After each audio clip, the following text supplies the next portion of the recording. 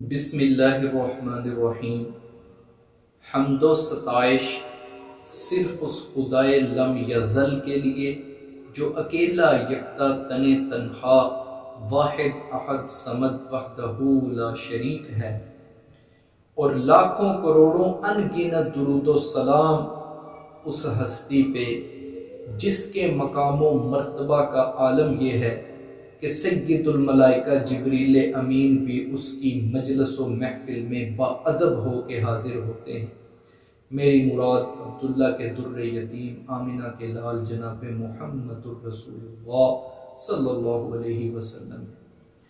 حمد و صلات کے بعد اپنے سامعین سے گزارش یہ ہے کہ آج جس ٹاپک پہ انتہائی مختصر سی گفتگو اپنے سامعین کے لیے گوش گزار کرنی ہے، وہ ٹاپک ہے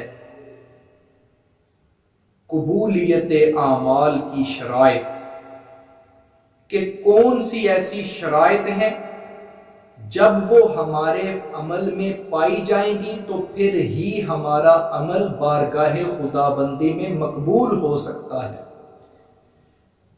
کون سی ایسی شرائط ہیں جن کا لحاظ رکھ کر ہی ہمارا عمل قابل قبول ہے، اور اگر ہم ان شرائط کا لحاظ نہیں رکھیں گے تو پھر وہ ہمارا عمل بارگاہ خداوندی میں قابل قبول نہیں ہوگا۔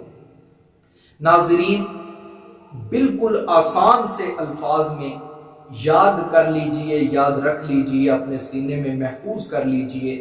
3 شرائط ہیں کسی بھی عمل کے قبول ہونے کی۔ سب سے پہلی شرط کہ وہ نیکی کرنے والا، عمل کرنے والا صاحب ایمان ہو، مومن ہونا پہلی شرط ہے کسی بھی عمل کی قبولیت کے لیے۔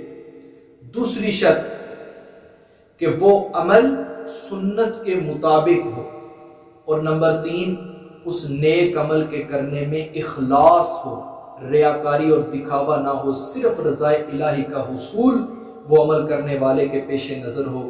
یہ 3 شرائط ہیں۔ نمبر 1 ایمان، نمبر 3 کہ وہ عمل سنت کے مطابق ہو، اور نمبر 3 عمل کرنے والے کے دل میں اخلاص ہو، ریاکاری اور دکھاوے سے وہ کوسوں دور ہو۔ یہ 3 شرائط جو میں نے عرض کی ہیں، سورہ بنی اسرائیل کی آیت نمبر 19 میں ان تینوں شرائط کا اکٹھے ذکر کیا گیا ہے۔ وَمَنْ أَرَادَ الْآخِرَةَ وَسَعَى لَهَا سَعْيَهَا وَهُوَ مُؤْمِنٌ فَأُولَئِكَ كَانَ سَعْيُهُمْ مَشْكُورًا۔ من اراد الآخرۃ، جو آخرت کا ارادہ رکھتا ہو۔ آخرت کے ارادے سے مراد یہی ہے کہ اس کے عمل کے کرنے سے اس کی نیت میں اخلاص ہو، وہ دنیا داری نہ چاہتا ہو، لوگوں میں اپنی بلے بلے، لوگوں میں اپنی واہ واہ کرنا نہ چاہتا ہو۔ من اراد الآخرۃ، بلکہ اس کا مقصد رضائے الہی کا حصول اور اپنی آخرت والی زندگی کو بہتر سے بہتر بنانا ہو، یہ پہلی شرط ہے۔ وَسَعَى لَهَا سَعْيَهَا، نمبر 2 وہ اس عمل کے لیے ایسی کوشش کرے جو اس کے لائق اور اس کے مطابق ہو۔ کیا مطلب؟ کہ وہ عمل سنت کے مطابق ہو۔ تیسری شرط وَهُوَ مُؤْمِنٌ، اور وہ یہ عمل کرنے والا مومن بھی ہو۔ فَأُولَئِكَ كَانَ سَعْيُهُمْ مَشْكُورًا، یہی لوگ ہیں جن کی کوشش کی قدر کی جائے گی۔ ناظرین، ان 3 شرائط کا اکٹھے یہاں اس آیت مبارکہ کے اندر ذکر ہے، تو سب سے پہلے ترتیب تھوڑی سی ہم الٹ کرتے ہیں اہمیت کے اعتبار سے۔ پہلی شرط ہے ایمان، بندے کا صاحب ایمان ہونا ضروری ہے، اور ایمان قبول کرنے کے بعد اس سے کوئی بھی ایسا عمل سرزد نہیں ہونا چاہیے جو اس کے ایمان کے منافی ہو، جس کی وجہ سے وہ اپنے ایمان سے ہاتھ دھو بیٹھے۔ ایسا کوئی بھی عمل اس صاحب ایمان سے سرزد نہیں ہونا چاہیے، پھر اس کا عمل قبول ہوگا۔ مثلا اگر ایک بندہ صاحب ایمان بھی ہے اور ایمان قبول کرنے کے باوجود وہ شرک کر رہا ہے، اس کا کوئی عمل قابل قبول نہیں ہوگا۔ مشرکین مکہ کے بارے میں رب تعالیٰ قرآن کریم میں فرماتے ہیں کہ ان کا بیت اللہ جیسی مسجد تعمیر کرنا بھی میری بارگاہ میں کوئی قابل قبول نہیں ہے۔ اولئک حبطت اعمالہم، میں اللہ نے ان کے سارے عمل برباد کر دیے ہیں۔ اور یہ ہمیشہ ہمیشہ کے لیے جہنم میں رہیں گے، باوجود اس کے کہ وہ عام مسجد نہیں، عام چھوٹا سا نیکی کا کام نہیں، کسی مسجد میں ٹوٹی لگوا دینا، کسی مسجد میں دری بچھوا دینا، پنکھا لگا دینا، مسجد کی تعمیر کروا دینا، یہ نہیں، وہ بیت اللہ کی تعمیر کر رہے ہیں اور کر بھی اپنے حلال پیسوں سے رہے ہیں، پھر بھی اللہ تعالیٰ ان کے بارے میں فرما رہے ہیں کہ ان کے عمل برباد ہو گئے، اس لیے کہ ان کے پاس ایمان نہیں ہے، شرک کی آمیزش ہے ان کے عقیدے میں۔ اسی طرح اگر ایک بندہ پہلے اس نے ایمان قبول کیا لیکن وہ نعوذ باللہ صحابہ کرام کے سے بغض رکھتا ہے، ازواج مطہرات رضی اللہ عنہم و عنہن سے بغض رکھتا ہے اور ان کے بارے میں ان کے اوپر تبرہ کرتا ہے، ان کی ہمیشہ ان کے اوپر تنقید کرتا رہتا ہے، تو یہ بندہ بھی ایمان کے منافی کام کر رہا ہے۔ اسی طرح اگر ایک بندہ ختم نبوت کا قائل نہیں بلکہ اللہ کے نبی محمد صلی اللہ علیہ وسلم کے بعد آگے بعد میں نئے مزید نبیوں کو مانتا ہے، یہ بندہ بھی ایمان کے منافی کام کر رہا ہے۔ تو یہ سارے ایسے کام ہیں جن سے ہمیں بچنے کی ضرورت ہے تاکہ ہمارا ایمان رب کی بارگاہ میں قابل قبول ہو سکے اور ہمارا ایمان اس لیول پہ پہنچ سکے کہ اس کی برکت سے ہمارے اعمال صالحہ بھی قبول ہو جائے۔ دوسری شرط اتباع سنت، وہ عمل سنت کے مطابق ہوگا تو پھر وہ قابل قبول ہے، اگر سنت کے مطابق نہیں تو جتنا مرضی خوبصورت عمل کیوں نہ ہو وہ کبھی قابل قبول نہیں ہو سکتا۔ دین وہ ہے، شریعت وہ ہے، رب کو راضی کرنے کا رستہ وہ ہے جس پہ آمنہ کے لال جناب محمد الرسول اللہ صلی اللہ علیہ وسلم نے مہر لگا دی ہے۔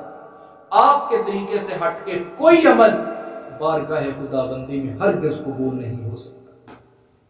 اسی لیے تو حضرت علی المرتضی رضی اللہ عنہ عید کی نماز پڑھانے کے لیے عیدگاہ کے اندر آئے ہیں، دیکھتے ہیں کہ ایک بندہ نفل نماز پڑھ رہا ہے، حضرت علی المرتضی رضی اللہ عنہ نے سختی سے اسے منع کر دیا، کیوں تو نماز پڑھ رہا ہے؟ اس پہ دیکھنے والے بھی حیران رہ گئے اور وہ آدمی سوال کرنے لگا، اے امیر المومنین مجھے کیوں آپ نماز پڑھنے سے منع کر رہے ہیں؟ کیا اس نماز پڑھنے کی وجہ سے مجھے اللہ عذاب دے گا؟ یہاں پہ حضرت علی المرتضی رضی اللہ عنہ نے ایک تاریخی جملہ ارشاد فرمایا تھا جو میں اپنے زبان میں جس کا ترجمہ کر کے ذکر کرتا ہوں۔ حضرت علی المرتضی نے فرمایا کہ اللہ تجھے نماز پڑھنے کی وجہ سے عذاب نہیں دے گا بلکہ سنت کی خلاف ورزی کی وجہ سے عذاب دے گا۔ یہی بات ہے جو آج ہمیں اچھے خاصے پڑھے لکھے لوگوں کو بھی سمجھ نہیں آتی کہ دین وہ ہے، شریعت وہ ہے، نیک عمل وہ ہے، رب کی بارگاہ میں قبول عمل وہ ہے جس پہ آمنہ کے لال کی مہر ہے۔ آپ کی مہر کے بغیر کوئی عمل رب کی بارگاہ میں قابل قبول نہیں ہو سکتا، چاہے وہ جتنا مرضی بظاہر نیک عمل اور اچھا عمل کیوں نہ نظر آ رہا ہو۔ تیسری شرط کسی بھی عمل کے قبول ہونے کی یہ ہے کہ اس میں اخلاص، تھوڑی سی بھی اگر ریاکاری آ گئی تو اس عمل کو اللہ قبول نہیں فرمائیں گے۔ اسی لیے تو صحیح بخاری کی سب سے پہلی حدیث ہے، انما الاعمال بالنیات، اعمال کا دار و مدار نیتوں پر ہے۔ نیت اچھی ہے تو وہ عمل قبول ہے، نیت میں اخلاص ہے تو وہ عمل قبول ہے، نیت میں رب کو راضی کرنے کا جذبہ ہے تو وہ عمل قبول ہے، نیت میں رضا الہی کا حصول مقصود ہے تو وہ عمل قابل قبول ہے۔ لیکن اگر نیت میں لوگوں میں اپنی واہ واہ کرنا، لوگوں میں اپنی بلے بلے کرنا، لوگوں میں اپنی نام اونچا کرنا یہ مقصود ہے تو پھر وہ عمل قطعاً رب کی بارگاہ میں قبول نہیں ہے۔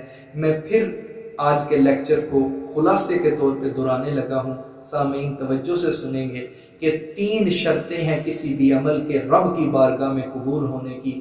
نمبر 1، کرنے والا صاحب ایمان ہو اور ایمان قبول کرنے کے بعد کوئی بھی وہ ایسا کام نہ کرتا ہو جو اس کے ایمان کے منافی ہو اور ایمان کے مخالف ہو، صحیح معنوں میں وہ صاحب ایمان ہونا چاہیے۔ نمبر 2، اس کا عمل سنت کے مطابق ہونا چاہیے، اور نمبر 3، اس کی نیت میں اخلاص ہونا چاہیے۔